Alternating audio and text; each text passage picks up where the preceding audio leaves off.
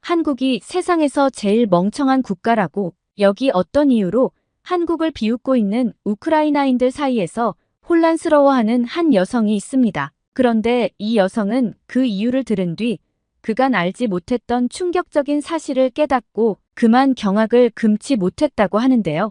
도대체 이 우크라이나인들은 무슨 이유로 한국을 비웃고 있었던 것일까요? 그리고 그 이유는 과연 타당한 것이었을까요? 현재 해외 대형 커뮤니티에서 화제가 되고 있는 해당 글을 긴급 번역해 알려드립니다. 저는 우크라이나 전선에서 군사장비 점검을 담당하는 직원 올가입니다. 우크라이나의 전쟁이 시작된 후부터 저는 매일같이 전선에서 돌아온 탱크와 장갑차, 군용 차량을 점검하고 수리하는 일에 매달리며 하루하루를 보내고 있죠. 요즘 끊임없이 고장이 나고 파손되는 장비들 때문에 하루가 다르게 물자가 부족해져가는 현실을 뼈저리게 느끼고 있습니다. 전쟁이 길어지면서 물자는 고갈되고 있지만 이 상황을 더 악화시키는 것은 필수 부품조차 제대로 확보할 수 없다는 절망감이었어요. 게다가 전쟁이 길어지면서 우크라이나에 대한 국제적 관심이 점차 식어가고 있음을 느끼고 있었고, 특히 전쟁 초기와 비교하면 더 이상 국제적 연대의 열기가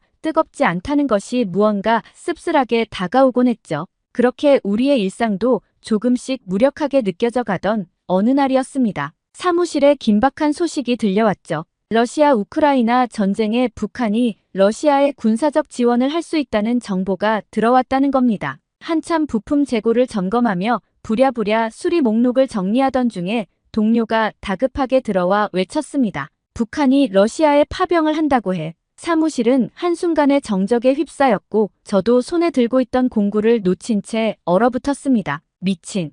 북한군이라고. 믿기 힘든 소식에 제 목소리가 떨렸습니다. 북한이 이 전쟁에 참여한다니 정말 예상치도 못한 소식이었죠. 순간적으로 머릿속이 복잡해지며 수많은 생각이 떠올랐습니다. 북한군이 들어오게 된다면 그들의 군사 지원은 물량과 인원으로 전장을 채우며 심리적인 압박감을 주기에 충분할 것입니다. 물론 북한군이 최신 무기나 신형 장비를 갖추고 있는 건 아니지만 그들의 개입 자체가 전선에 큰 부담이 될 것은 자명한 사실이었어요.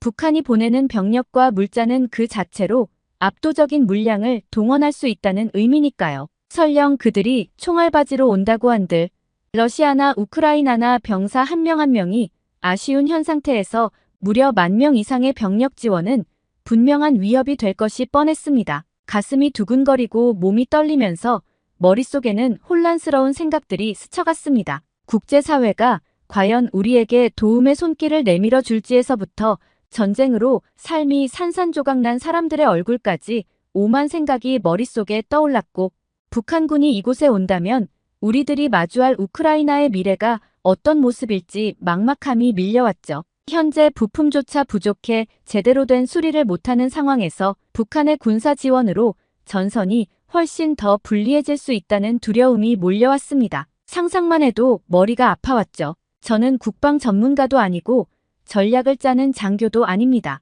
그저 망가진 장비들을 수리하고 가능한 빨리 전선으로 돌려보내는 기술 지원 일을 하고 있을 뿐이었죠. 북한이 우크라이나 전쟁에 가세할 가능성은 전혀 예상하지 못했던 터라 충격은 말할 것도 없었습니다. 매일 똑같은 일상 속에 묻혀 지내던 저에게는 오랜만에 느끼는 강렬한 자극이었지만 동시에 그 소식이 현실이 된다면 어떤 파장이 일어날지 생각하니 온몸에 소름이 돋더라고요. 하지만 계속 이렇게 걱정만 하고 있을 수는 없었죠. 제 주변의 동료들 역시 저마다 심각한 표정으로 북한의 개입 가능성에 대해 논의하고 있었습니다. 누군가는 급하게 물자 재고를 다시 점검하고 또 다른 이는 예비 부품이 부족한 상황에서 앞으로의 대응 방안을 고민하고 있었죠. 저는 잠시 숨을 고르고 손에 들고 있던 스패너를 다시 꽉 쥐었습니다. 사실 저는 한국이 그동안 무기 지원을 거부해왔던 것이 머릿속을 떠나지 않았습니다. 서방의 많은 나라들이 우크라이나에 군사 장비와 무기를 지원했지만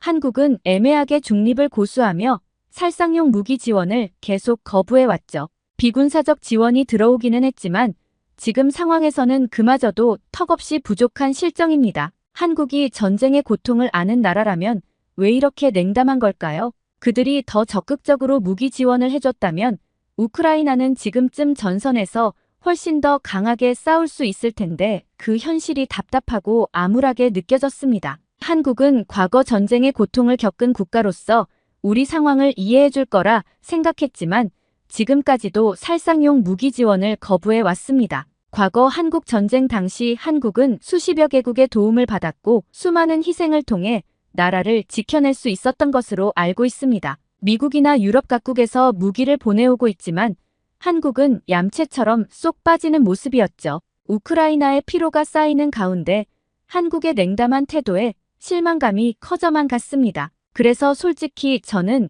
한국에 대해 그다지 호의적인 감정을 가지고 있지 않았습니다. 그래서였을까요? 이번 북한의 개입 소식이 들려왔을 때 한국이 더 이상 중립을 고수할 수 없을 상황이 오기를 바라는 마음도 들었습니다. 과거 한국 전쟁 시절 수십 개국이 무기와 병력을 지원하며 그들의 전쟁을 함께했듯이 이제는 한국이 우리 우크라이나의 전쟁에 대한 입장을 다시 돌아보게 될지도 모른다는 생각에 묘한 감정이 밀려왔습니다. 어쩌면 이 북한 파병 사건을 통해 한국의 입장이 더욱 부각될 것이고 한국이 애매한 태도를 보인다면 국제사회에서도 한국의 태도에 대한 비판이 쏟아질 수도 있겠다는 생각이 들었죠. 저는 잠시 눈을 감고 심호흡을 했습니다. 북한이 개입하게 된다면 우리 물자와 부품들은 더 빠른 속도로 고갈될 것이고 우리들은 더 자주, 더 오래, 더 치열하게 장비와 씨름해야 할 것입니다. 결국 제 손에 든 공구를 다시 꽉 쥐었습니다. 하루하루 느껴지는 압박감 속에서 이번 소식은 분명히 새로운 두려움을 안겨주었지만 현실은 분명했어요. 모든 생각과 두려움을 뒤로하고 당장 눈앞에 고장난 장비들을 어떻게든 살려내야 했습니다. 그렇게 그날이 지나갔고 다음날 끝도 없이 이어지는 수리 작업에 몰두하고 있을 때였어요. 저는 언제나처럼 무심코 망가진 부품을 떼어내고 새 부품을 장착하며 조용히 일에만 집중하고 있었습니다. 하지만 머릿속에는 여전히 북한군 파병 생각과 한국의 애매한 태도에 대한 불만이 떨쳐지지 않더라고요. 잠시 쉬어가려고 한숨을 돌리며 밖으로 나가니 함께 일하는 동료 올레흐가 담배를 피우고 있었습니다. 그는 평소에 말수가 많지 않은 편이지만 전쟁이 시작되고 부쩍 친해진 동료였죠. 그는 생각이 깊고 아는 것도 많아서 그와 이야기하다 보면 마음이 편해지곤 했습니다. 특히 고민이 있거나 조언이 필요할 때면 자연스레 그에게 말을 걸곤 했죠. 저는 잠시 담배 연기 속에 서서 그와 함께 이야기를 나누기 시작했습니다. 올레흐, 북한 소식 들었지? 난 한국이 우릴 이렇게 외면하고 있다는 게 참 이해가 안 돼. 전쟁을 겪어본 나라로서 더 잘 알아야 할 텐데 말이야. 결국 북한이 우리 전선에 들어온다면 한국도 책임을 느껴야 할 거야. 올레흐는 제 말을 듣고 잠시 침묵하더니 담배를 길게 한 모금 빨아들이고 조용히 말을 꺼냈습니다. 올까, 너 우크라이나가 한국 전쟁 때 어떤 역할을 했는지 알고 있나? 그의 뜻밖의 질문에 저는 조금 당황했습니다. 우크라이나가 한국 전쟁 때 역할을 했다고? 저는 사실 이 전쟁에 대한 이야기를 거의 들은 적이 없었습니다. 단지 많은 국가들이 한국을 도왔다는 사실 정도만 어렴풋이 알고 있었죠. 조심스럽게 고개를 저으며 그를 바라보자 올레흐는 잠시 먼 곳을 바라보더니 천천히 이야기를 이어갔습니다. 우크라이나는 한국 전쟁 당시 소련의 지휘 아래에서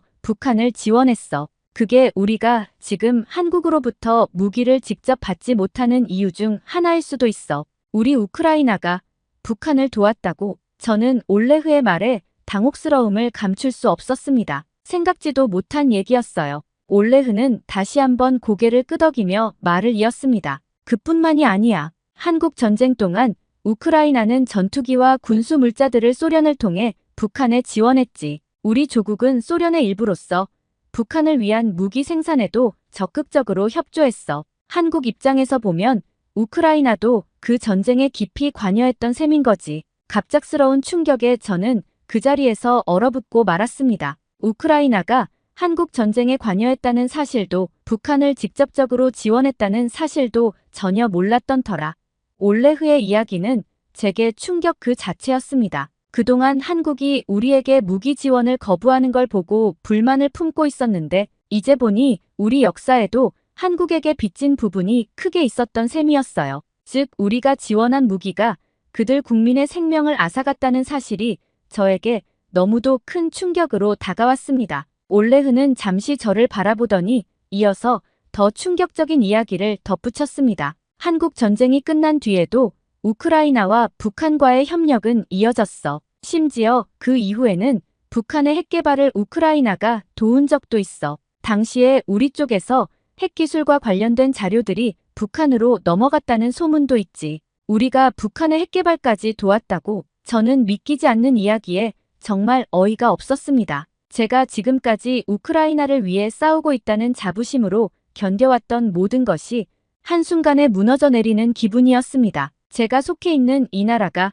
우리가 그토록 비난하던 북한의 핵 개발을 도왔다는 사실을 저는 전혀 모르고 있었습니다. 올레흐는 고개를 끄덕이며 진지하게 말을 이어갔습니다. 그게 바로 지금 한국이 우리에게 선뜻 무기를 지원하지 않는 이유일지도 몰라. 그들에게는 아직도 우리가 과거에 북한을 지원했던 기억이 남아있을 테니까. 그리고 올까? 사실 한국이 우크라이나에 대해 불편한 감정을 가질 만한 일이 더 있어. 너 주일 우크라이나 대사가 야스쿠니 신사에 참배한 적 있다는 거 알고 있어? 저는 고개를 저었습니다. 이 또한 그동안 들어본 적이 없는 이야기였습니다. 올레흐는 담담하게 말을 이었습니다. 야스쿠니 신사는 한국 사람들에겐 전쟁의 아픈 기억을 되새기는 장소야. 그곳엔 2차 세계대전 당시 전범들이 합사되어 있거든. 한국 입장에선 우리 대사가 그런 곳을 방문한 걸 보고 실망할 수밖에 없었을 거야. 저는 묵묵히 그의 이야기를 들으며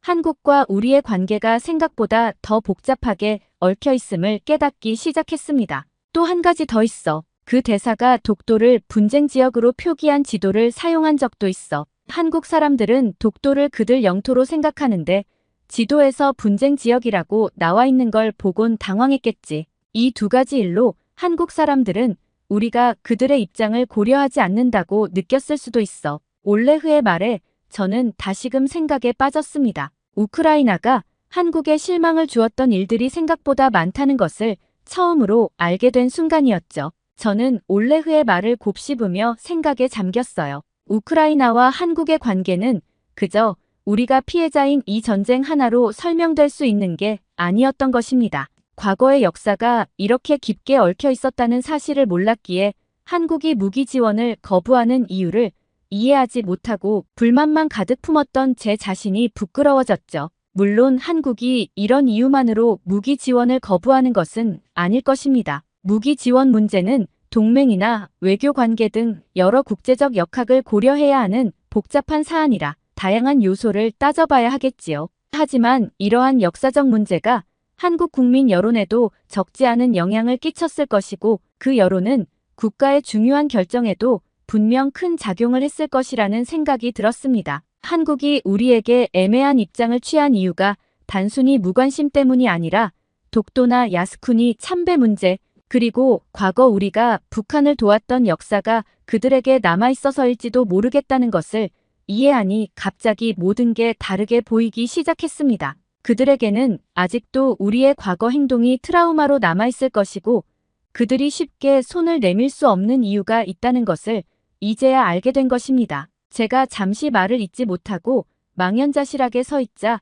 올레흐는 제 어깨를 가볍게 두드려 주었습니다. 우리도 한국에 기대할 수만은 없어. 우린 우리 방식대로 이 전쟁을 버텨야 하고 우리의 과거를 직시하면서 다른 나라들이 가진 시선도 이해해야 할 필요가 있는 것 같아. 과거는 쉽게 사라지지 않으니까. 그는 잠시 말을 멈추더니 덧붙였습니다. 그리고 그럼에도 불구하고 한국은 이미 우리에게 큰 도움을 줬어. 미국을 통해 우회 지원을 엄청나게 해줬지. 우크라이나가 과거에 그런 일을 했는데도 우리에게 이렇게 지원해 준 걸 보면 누군가는 한국이 순진하다고 비웃을지도 모를 정도로 말이야. 그날 밤 저는 잠을 이루지 못했습니다. 머릿속에서 끊임없이 떠오르는 생각들이 잠을 방해했죠. 우리가 과연 한국에게 무기를 지원해달라고 요구할 자격이 있는 걸까? 아니면 없는 걸까? 스스로에게 묻고 또 묻는 밤이었죠. 그리고 낮에 올레흐가 말했던 이야기가 반복해서 맴돌아서 미칠 것 같았어요. 정말 우리 우크라이나가 북한의 핵 개발에 관여했단 말인가? 도저히 믿을 수 없는 이야기였지만 그의 말이 어딘가 설득력 있게 다가온 것도 사실이었습니다. 저는 침대에서 일어나 자리에서 노트북을 켜고 인터넷을 뒤지기 시작했습니다. 마음 한구석에 자리 잡은 의심을 확인하기 전까지는 이 감정을 떨쳐낼 수 없을 것 같았거든요. 검색창에 북한 ICBM 우크라이나라는 키워드를 입력하자 여러 기사와 보고서가 화면에 뜨기 시작했습니다. 클릭한 페이지들 속에는 제가 예상치도 못한 내용들이 차례로 펼쳐졌어요. 먼저 찾아본 기사에서는 북한이 최근 발사한 괴물 ICBM에 대한 분석이 담겨 있었습니다. 발표에 따르면 북한이 발사한 ICBM은 최대 고도 6,248km에 이르렀고 사거리는 북미 대륙을 겨냥할 수 있는 15,000km 이상을 갖추고 있었죠. 그간 전 세계 어떤 ICBM보다 높은 고도와 성능을 보유한 미사일이었으며 이로써 북한은 미국이 인정하든 말든 핵탄두와 이를 실어 나를 장거리 운반체를 모두 보유하게 된 셈이었습니다. 충격을 억누르며 계속해서 스크롤을 내리자 이번 미사일의 성능은 2017년 북한이 쏘아 올렸던 화성 15형보다도 고도와 사거리가 말도 안 되게 늘어난 것으로 분석된다는 기사가 이어졌습니다. 미국과 서방의 제재 속에서도 이렇게 비약적인 발전을 이룬 북한의 기술이 도대체 어디서 왔는지 궁금해졌습니다. 2010년 이후 북한의 미사일 기술은 너무도 급작스럽게 발전했고 북한 자체 기술만으로는 불가능한 수준이라 외부의 기술적 지원이 있었을 거라는 추측이 난무했어요. 그리고 그 출처로 가장 많이 언급되는 이름, 바로 우크라이나 유즈맛이라는 단어가 제 눈에 들어왔습니다. 가슴이 철렁 내려앉는 기분이었죠. 북한이 발사한 ICBM 엔진의 핵심이 된 RD-250 엔진이 우크라이나의 로켓 제작업체인 유지마시에서 만들어졌다는 내용이었습니다. 우크라이나 로켓 엔지니어들이 북한과 연결되었고 특히 유즈마시 출신의 기술자들이 북한에 입국해 기술을 전수했을 가능성이 언급된 보고서들이 줄을 이었습니다. 2017년 영국 국제전략연구소의 엘먼 연구원이 쓴 보고서는 북한의 핵과 탄도미사일 개발 과정에 우크라이나 기술자들이 깊숙이 개입했음을 지적하고 있었습니다. 그가 작성한 보고서의 제목은 북한 ICBM의 성공 비밀이라는 것이었습니다. 저는 긴장감 속에서 손에 땀이 배어 나오는 걸 느끼며 보고서의 내용을 한 줄씩 천천히 읽어 내려갔습니다. 보고서에 따르면 2016년 우크라이나 로켓 제작업체인 유즈마시 출신 엔지니어 10명이 북한에 입국했고 몇 년 전에도 16명의 우크라이나 전문가들이 북한을 찾았다는 충격적인 내용이 담겨 있었습니다. 그런데 이어진 보고서의 내용은 더 충격적이었습니다. 북한이 짧은 시간에 ICBM을 개발한 배경에는 우크라이나로부터 R-36M 고성능 액체 추진 엔진을 불법적으로 획득했을 가능성이 있다는 것이었습니다. 그 엔진은 옛 소련 시절 유즈마시에서 개발한 ICBM의 RD-250 엔진으로 사정거리 11,000km 이상의 성능을 자랑하는 서방 세계가 가장 두려워했던 핵심 기술이었습니다. 당시 북한은 RD-250과 연관된 액체 연료 로켓 엔진과 연료 공급 시스템 관련 기술을 몰래 빼내려다 발각되었다고 합니다. 그런데 로켓 전문가들은 북한이 공개한 엔진 추진부를 보고 그것이 우크라이나의 엔진과 거의 동일하다고 증언했다고 했습니다. 2017년 8월 미국 원자력 과학자 회보에서도 같은 결론을 내렸습니다. 북한의 새 엔진이 바로 우크라이나 유즈마시의 RD-250을 기반으로 한 것이라는 분석이었죠. 러시아는 이 엔진을 더 이상 생산하지 않았기 때문에 이 기술의 출처가 우크라이나 드네프로 페트로프스크에 있는 유지마시로 좁혀졌다고 보고서는 설명하고 있었습니다. 한마디로 러시아도 하지 않았던 짓을 우크라이나가 하고 있었던 것이었어요. 이와 함께 돈바스 전쟁이 시작된 2015년 이후 우크라이나가 혼란에 휩싸이면서 유즈마시의 보안이 크게 허술해졌고 이 과정에서 실직한 미사일과 핵 과학자들이 북한의 공작원들에게 집중적으로 포섭되었을 가능성이 높다는 주장이 이어졌죠. 스크롤을 내리자 1994년 1차 북핵 위기 때도 북한 핵심 기술자는 우크라이나 출신들이었다는 내용이 나왔고 여기에 재미를 본 북한은 2000년대 들어서도 은밀히 우크라이나 기술자들을 입국시켰다는 내용이 나왔습니다. 북한은 이 기술자들을 통해 탄도미사일과 핵 개발을 가속화할 수 있었던 것이죠. 이렇게 북한은 핵심 기술을 가진 이들을 확보함으로써 국제 제재 속에서도 독자적인 개발을 이어나갈 수 있었던 것입니다. 그리고 우크라이나 기술자들은 북한만이 아니라 시리아, 이란으로도 일자리를 찾아갔는데 시리아로 갔던 우크라이나 출신 기술자가 다시 북한으로 가기도 했습니다. 시리아 북한 커넥션의 핵심은 바로 우크라이나 기술자들이었죠. 스크롤을 내리며 한 줄 한 줄 읽어 내려갈수록 가슴이 서늘해지는 기분이 들었습니다. 이란과 시리아를 거쳐 다시 북한으로 넘어오면서 북한의 핵과 미사일 개발을 돕는 과정이 수차례 이어졌다는 내용은 제게 큰 충격을 안겼습니다.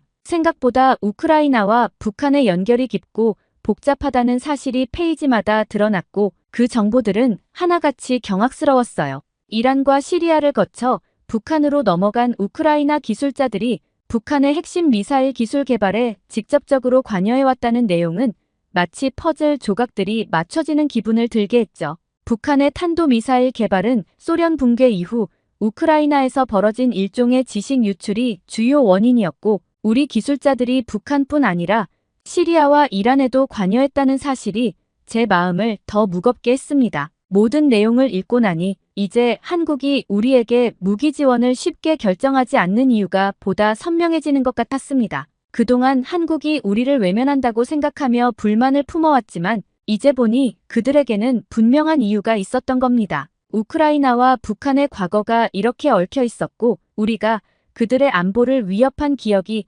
한국에게 남아있는 상황에서 한국이 쉽사리 우리에게 무기를 지원하지 못하는 것을 저는 이해할 수밖에 없었습니다. 어쩌면 그들은 우크라이나에 제공하는 최첨단 무기 기술이 이전처럼 북한에 고스란히 넘어갈 위험이 있다고 우려하고 있을지도 모르겠다는 생각이 들었어요. 또한 그동안 몰랐던 역사의 그림자가 이제야 서서히 모습을 드러내는 것 같은 기분도 들었죠. 노트북을 덮으며 저는 깊은 생각에 잠겼습니다. 어쩌면 그동안 한국을 탓하며 품었던 감정들이 억지스러웠을지도 모릅니다. 그들은 단순히 무관심하거나 냉담한 것이 아니라 우리와의 과거에서 비롯된 현실적인 이유로 거리를 두고 있었을 뿐이라는 생각이 들었습니다. 어둠 속에서 스르르 잠에 빠져들면서 저는 스스로에게 묻고 있었습니다. 우리가 한국에게 무기를 지원해달라고 요구할 자격이 정말 있었을까?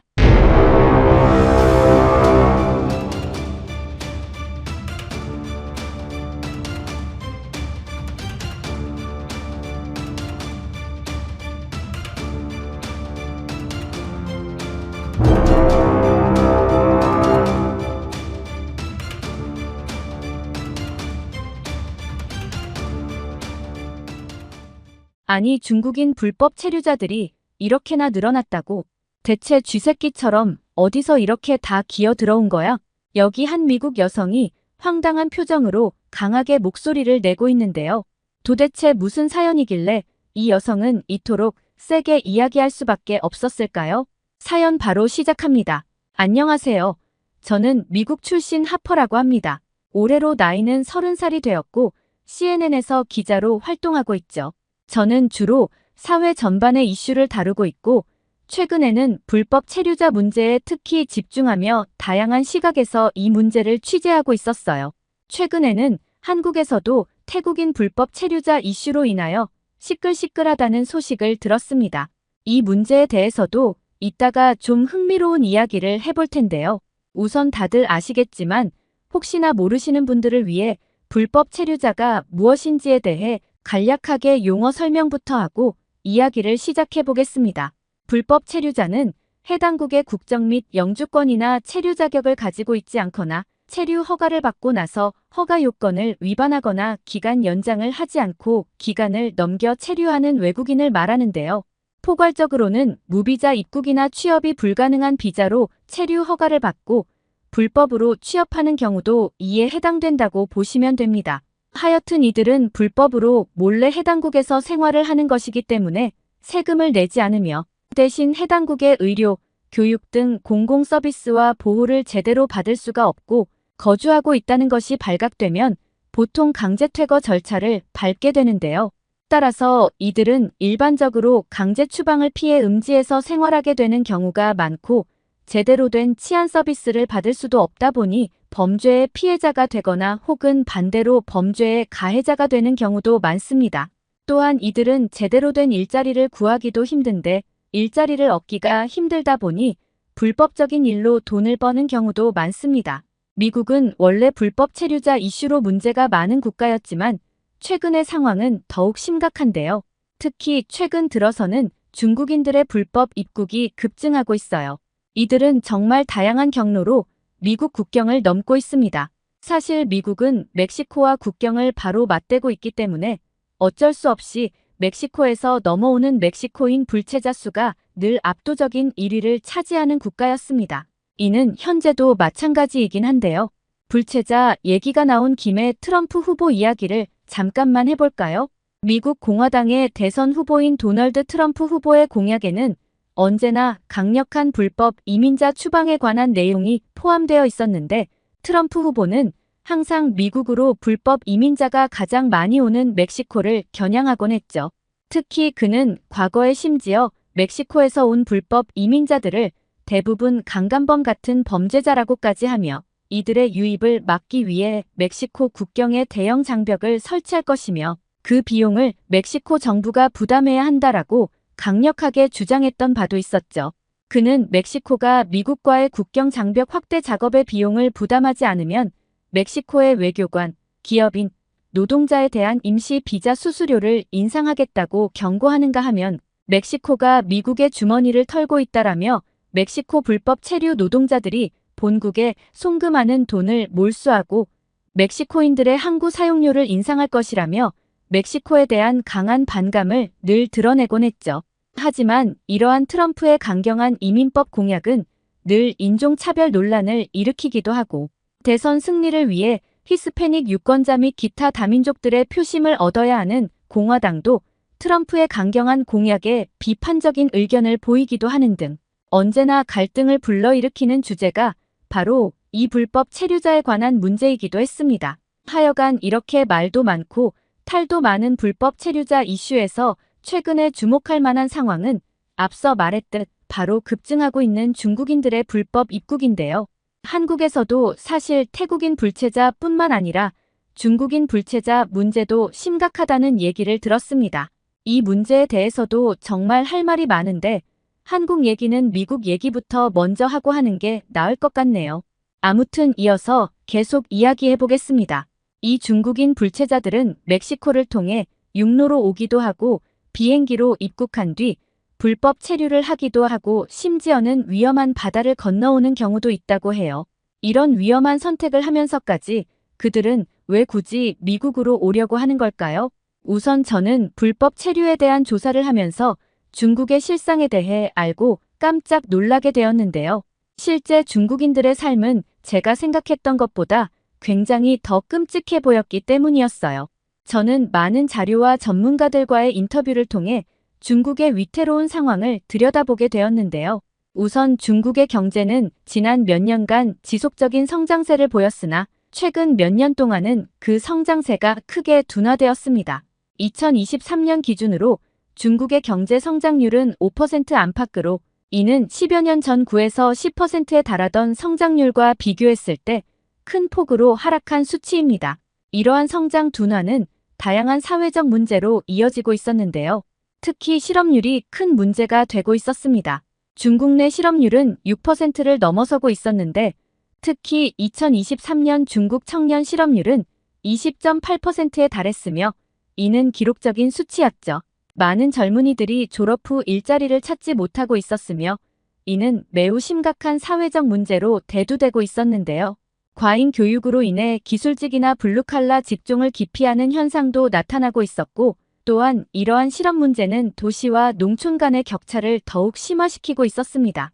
게다가 그렇게 많은 실업자들은 대도시의 높은 생활비를 감당할 수가 없었고 특히 지방에서의 취업 기회는 거의 전무하다 보니 많은 사람들이 미국으로 불법적으로 이주하여 더 나은 삶을 찾고자 하는 경우가 많아 보였죠. 심지어 중국의 경제 수치가 표면적으로 공개된 것보다 실제로는 더 낮을 가능성도 충분히 제기되고 있는 상황이었는데요. 여러 전문가들은 중국 정부가 발표하는 경제 지표가 실제 상황을 반영하지 않을 수도 있다고 의심하고 있었습니다. 중국 정부는 경제 상황에 대한 부정적인 인식이 확대되지 않도록 일부 지표를 의도적으로 조작하거나 숨길 수 있다는 주장이 꽤 있는데, 특히 실업률이나 성장률 같은 민감한 수치들은 정권의 안정성에 영향을 미칠 수 있어 과장되거나 축소될 가능성이 상당 부분 존재하고 있습니다. 중국의 지역 정부들은 중앙 정부로부터 경제 성과를 인정받기 위해 종종 실제 경제 상황보다 더 낙관적인 데이터를 보고하는 경우가 있는데, 실제 2017년 랴오닝 성과 헤이룽 장성 및 내몽골 자치구에서 경제 발전 목표를 달성하기 위해 데이터나 수치를 조작해 보고하는 사례가 있었습니다.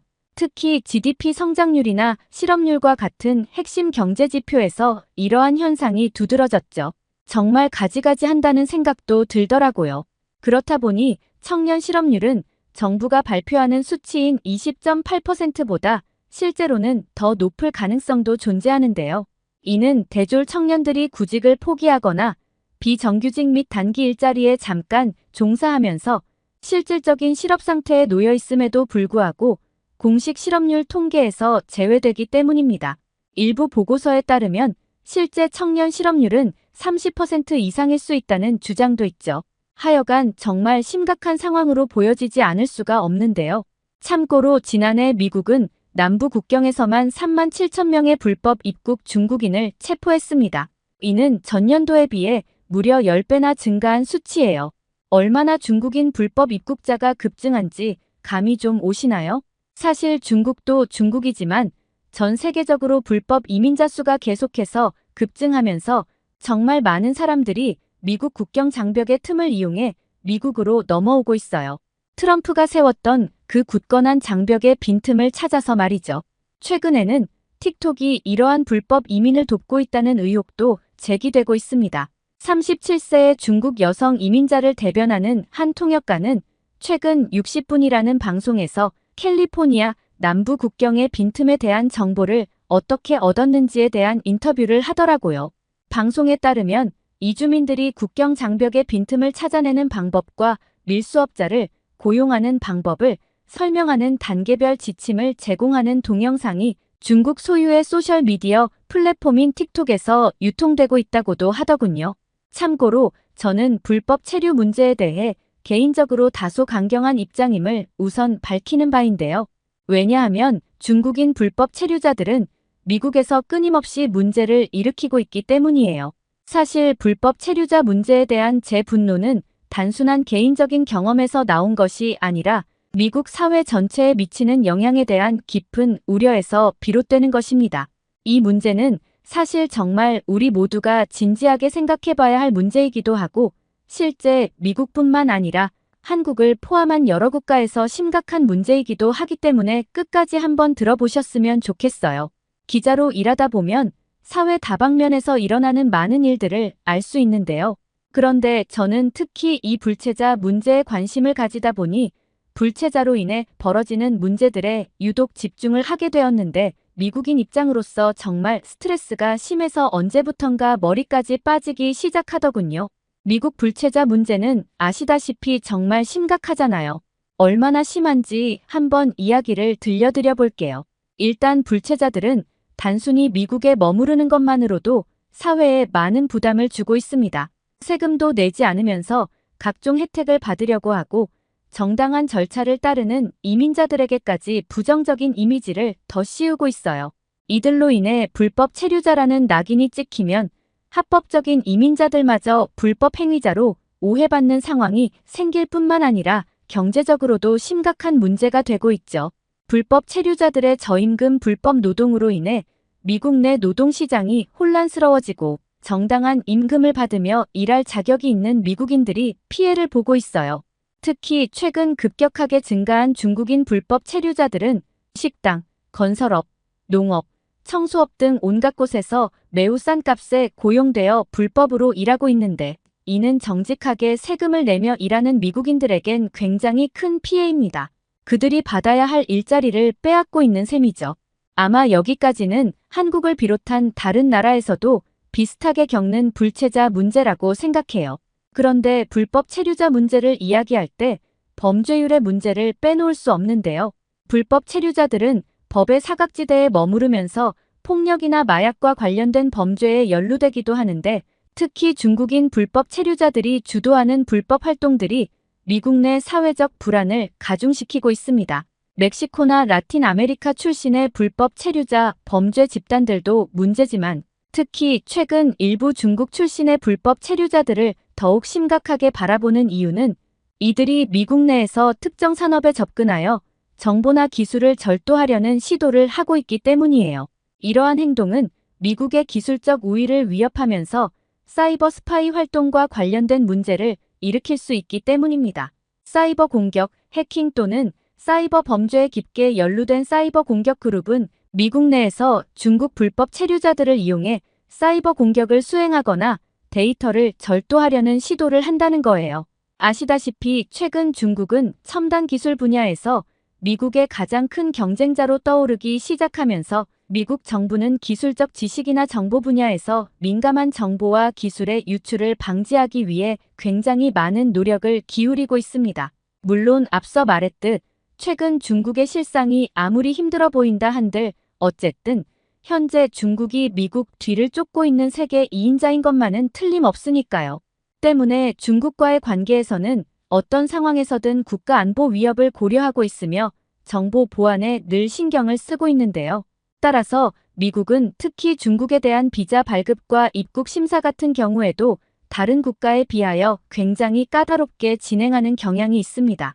미국과 중국 간 외교적 긴장과 정치적, 경제적 갈등, 그리고 앞서 언급한 안보 우려와 기술적 경쟁 등이 비자 발급 절차와 입국 심사를 더욱 엄격하게 만드는 것이죠. 하지만 이러한 절차들을 우회하거나 무시하고 이들이 미국 내에서 불법 체류를 한다면 이 모든 것들이 무용지물이 되어버리는 것인데요. 미국은 더 이상 이러한 불법 체류자 문제를 방치할 수만은 없는 상황인데 이 문제는 단순히 경제적, 사회적 차원에서의 문제가 아니라 국가의 안보와 직결된 문제가 되는 것이고 특히 앞서 언급한 사이버 범죄와 관련된 일부 중국인 불법 체류자들은 체계적으로 조직화되어 있기 때문에 이들을 색출하여 즉각 추방하지 않으면 미국의 사이버 보안과 국가정보 시스템에 대한 위협이 정말 심각해질 수 있죠. 따라서 정부와 법 집행기관은 이러한 위협에 대해 신속하고 효과적인 대응을 해야만 하는 급박한 상황이고 불법 체류자 문제의 해결 없이는 미국의 사이버 보안과 국가 안보가 보장될 수가 없습니다. 최근에 저는 학생 비자를 받은 한 중국 유학생이 미국 공항에서 입국하다 추방됐다는 기사를 봤는데요. 중국 관영 차이나 데일리에서는 소식통을 인용해 최근 유학과 학술회의 참가 이유로 미국을 방문한 중국 학생 4명이 미국 당국으로부터 부당한 대우를 받았다고 보도하기도 했는데 이들 중국 학생 4명 모두 이공계 배경을 갖고 있었고 이들 중 2명은 인공지능 연구와 관련이 있었다고 전하며 미국 세관 국경 단속국 관계자들이 중국 유학생들을 어두운 방에 끌어가 10시간 넘게 조사했고 이 과정에서 유도 신문도 진행했다면서 가족관계, 정부와의 협조 등에 대해 질문했고 특히 당원 신분 등 정치적 배경에 대해서도 질문한 것으로 전하면서 증거가 불충분한 상황에서 단속국 관계자가 중국 유학생 1명의 전자기기를 압류했고 3명을 추방했다고 밝혔고 아울러 2명의 당사자가 가족과 친구들과 연락도 취하지 못하도록 했으며 1명은 30시간 동안 연락이 두절된 상태로 있게 했다고 부연했습니다. 차이나 데일리는 또 미국은 최근 30여 명의 컴퓨터 전공 중국 유학생들을 괴롭히거나 조사를 강요했다면서 이들 대부분 석박사 연구원이고 이중 박사가 절반을 넘는다고 전했는데 이들 중국 유학생들은 대부분 명문대 출신이며 AI, 정보과학, 사이버 안보, 소프트웨어 등 전공이라고 설명했고 최근 미중 관계가 악화일로를 걸으면서 중국 유학생들이 미국에서 계속 부당한 대우를 받고 이유 없이 추방되는 일이 자주 발생해 왔다며 중국 정부는 미국 측이 중국인의 정당하고 합법적인 권익을 엄중히 침해하고 있다고 비판하며 잘못된 행동을 즉각 중단하라고 촉구한다는 기사를 쏟아내고 있었습니다. 하지만 미국 측에서는 이러한 주장에 대해 입국 심사와 추방 조치가 국제법과 미국의 법적 절차에 따라 적법하게 이루어진 것이라고 반박하고 있습니다. 미국의 입국 심사 과정은 국가 안보와 사이버 보안을 보호하기 위한 필수적인 절차로 모든 입국자는 엄격한 심사를 거치며 이 과정에서 의심스러운 활동이 발견되면 추가 조사가 이루어질 수 있습니다. 특히 사이버 보안과 관련된 분야에서 고도로 전문적인 지식을 갖춘 인물들은 더 철저한 검토를 받는 경우가 많습니다. 미국 당국은 최근의 사례에서 일부 중국 체류자들이 비자 목적과 달리 사이버 공격 및 정보 유출과 관련된 의심스러운 활동을 하는 사례들을 발견하였고, 이에 따라 더욱 엄격한 심사와 조치를 취하는 것은 당연하다고 할 수 있을 것입니다. 이와 같은 대응은 미국 내 사이버 보안과 정보 보호를 위한 중요한 노력의 일환으로 국제적인 기준에 따라 실행되고 있다고도 강조하고 싶네요. 여하튼 미국의 불체자 문제에 대해 저의 생각들을 꽤 많이 말씀드린 것 같은데요. 불체자 이슈에 대해 관심을 가지면서 저는 자연스레 세계 각국의 불체자 이슈에 대해서도 관심을 가지게 되었는데, 최근의 시끄러운 이슈들에 당연히 관심이 더 많이 가게 되더라고요. 요즘 불체자 관련 이슈 중 가장 큰 이슈는 바로 한국에서 벌어지는 이슈였는데요. 한국에서는 태국인 불법 체류자들에 대한 심각성을 인식하고 한국 체류 태국인들에 대한 단속이나 입국하는 태국인들에 대한 입국 심사를 강화하였는데, 그로 인해 태국인들의 불만이 생기게 되고 그렇게 불거지게 된 이슈가 최근에 많이 시끌시끌한 것 같더라고요. 그런데 실상을 찾아보니 한국 내 태국인 불법 체류자는 15만 7천 명이 넘는다고 하더군요. 즉 한국 체류 태국인의 78%가 불법 체류자로 여러 국가 중 압도적인 1위를 차지하는 게 태국이었고, 실로 이는 한국 입장에서 정말 심각한 문제가 아닐 수가 없었습니다. 이러한 현실에서 한국은 더 이상의 불법 체류를 막기 위하여 단속과 입국 심사를 강화할 수밖에 없는 상황이었고요. 하지만 조금 더 알아보니 한국 입장에서도 난감한 부분이 없지 않아 있기는 해 보였습니다. 한국은 저출산과 3D 직종 기피 문제 등으로 해마다 최소 35만 명의 노동력이 부족하다고 하더군요. 결국 기업들의 요구가 빗발치자 정부는 지난 2년간 코로나19로 들어오지 못한 외국인 노동자들의 입국까지 서두르게 되었는데, 이렇게 들어온 외국인 노동자들은 근로비자와 계절 농업인 비자 등으로 일하면서 온갖 위험하고 굳은 생산직은 물론 최근엔 마늘 농사 및 고추 농사까지 하며 온갖 현장에서 이들의 손길을 필요로 하는 곳이 많아 보였어요. 한국에서 합법적으로 일하고 있는 태국인은 1만 8천 명쯤으로 이들의 소득은 월 4만 5천 바트 정도인데, 이는 2만 바트 수준인 태국 대졸 초임의 두세 배나 되었으니 당연히 해마다 경쟁률이 높아질 수밖에 없어 보였죠. 이 수급이 맞아떨어져 희망의 나라 한국에 들어오려는 태국인들의 꿈은 점점 더 커져만 갔고요. 심지어 태국에선 한국 입국을 도와준다는 브로커도 성업 중이었는데, 이들은 10만 바트 정도를 받으면 한국 입국 요령과 입국 뒤 주랭랑 방법을 알려줌은 물론 불법 취업까지 알선해 주었죠. 구체적으로는 한국에서 하루 10에서 14만 원을 벌 수 있는데 그중 100만 원을 알선업체에 선입금하고 하루 일당 중 7만 원을 알선업체에 또 내야 한다고 돼 있었습니다. 그런데도 꿈의 땅 한국으로 가려는 태국인들은 끊이지 않았죠. 물론 브로커 중엔 나쁜 사기꾼들도 많았습니다. 하지만 들어오는데 성공만 하면 대박인 셈이니 위험을 무릅쓰고서라도 몰리는 것이었죠. 하여간 이렇다 보니 태국인들이 한국으로 계속해서 들어오게 되는 구조가 될 수밖에 없어 보이더군요. 이런 관점에서 보니 한국과 미국의 공통점이 느껴지기도 했어요. 두 나라 모두 경제적으로 발전했고 사회적으로도 안정되어 있었죠. 그러다 보니 아메리칸 드림 혹은 코리안 드림을 꿈꾸며 더 나은 삶을 꿈꾸는 사람들이 모여드는 거죠. 그리고 동시에 불법 체류자들로 인해 발생되는 여러 사회적 문제들로 골머리를 앓는 것도 마찬가지였고요. 일자리 문제부터 해서 복지 시스템에 대한 부담과 범죄율 증가 등 여러 가지 문제가 그것이었습니다. 그리고 미국도 미국이지만 실로 한국의 불법 체류자 문제는 정말 제 눈에 심각해 보였는데요. 한국에 체류하는 외국인이 217만 명가량 되는데 이 가운데 자격을 갖추지 못한 불법 체류자 규모가 40만 명 선을 넘어가며 외국인 5명 중 1명이 불법 체류자인 것으로 나타났고, 이 중 태국과 베트남이 절반 이상을 차지하고 조선족이 대부분인 중국인은 16%가량을 차지하고 있었습니다. 중국의 불법 체류자 수가 그나마 적은 편인 건 그동안 한국이 중국인들에게 유독 관대한 정책을 펼쳐왔기도 하고 투자 이민으로 제주도와 경기도를 장악한 오리지널 중국인들과 대림, 신길, 가리봉, 안산 등 서울과 수도권을 중심으로 이미 한국 국적을 취득하여 뿌리내린 조선족들의 수가 거의 100만 명을 돌파해서라고 하는데요. 한국은 조선족 동포라는 이름하에 재외동포법에 따라 동포 차원에서 조선족을 포용하는 정책을 펼쳐왔다고 해요. 그런 연유로 다른 국적 외국인들에 비하여 쉽게 한국 국적을 취득하여 불법 신분에서 벗어날 수 있었던 거죠. 또한 알아본 바에 따르면 이들은 이들끼리 소통하는 플랫폼이 따로 있다고 들었어요. 그쪽으로 소통하고 정보도 얻고 말이죠. 그들끼리 아주 조직적이고 유기적으로 잘 연결되어 있다고 하더라고요. 그런데 알고 봤더니 더 심각한 문제는 따로 있어 보였어요. 이러한 불법 체류자가 무려 40만 명에 달하는데 단속 전담 인력은 고작 300명도 안 된다는 것이었죠. 그 결과 불법 체류자 단속률은 당연히 1년 기준 10%도 되지 않는 것으로 나타났습니다.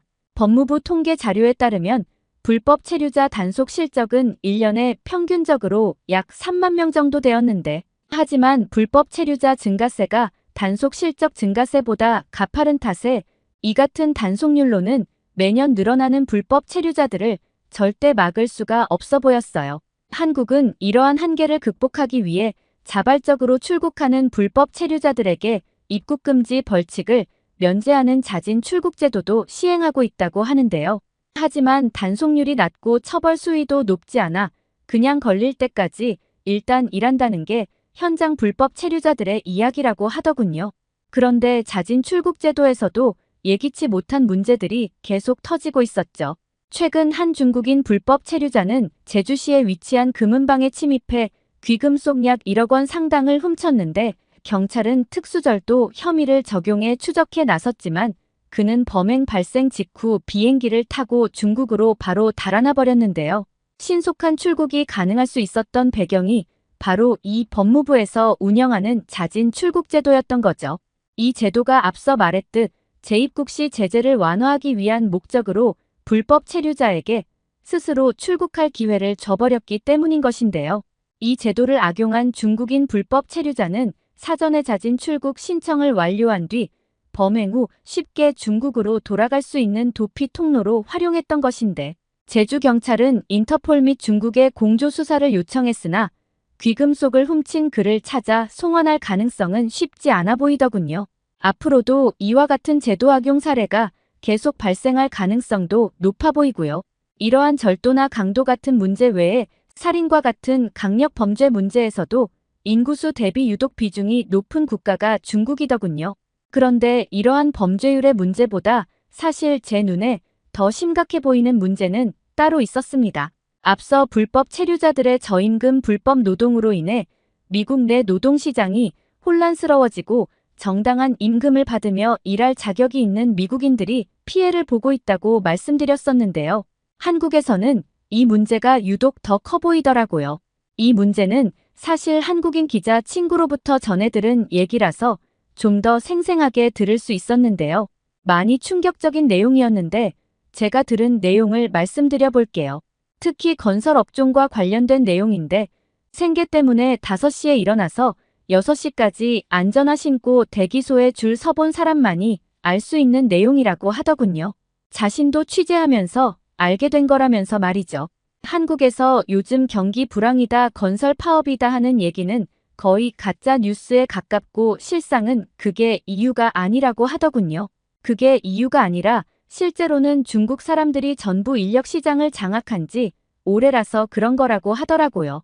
그걸 언론들은 경기 침체니 건설업 올스톱이니 하는 터무니없는 소리로 시민들의 눈과 귀를 속이는 거라고 하고요. 한국인은 아예 접근조차 할 수 없는 비밀 플랫폼과 같은 중국인 네트워크가 한국 건설업계를 거의 지배했다는 것인데요. 한국의 건설업계 또한 인건비 후려치기로 싼 맛에 중국인들이나 조선족들을 써보니 그 맛을 들이게 되고 중국인들은 무비자로 계속 막 들어오고 거기다 몽골인들, 동남아인들, 우즈벡인들 등등이 싼 값에 계속 들어오니 자국민을 비싸게 쓰지 않는 악순환의 연속이 되는 상황이 벌어지는 것이었죠. 일할 사람이 없는 게 아니었고 청년들이 무거운 거 들기 싫어하는 게 아니었다는 거였어요. 일을 하고 싶어도 중국인들로 다 채워 넣어져 있어서 일을 할 수 있는 데가 없다는 거였죠.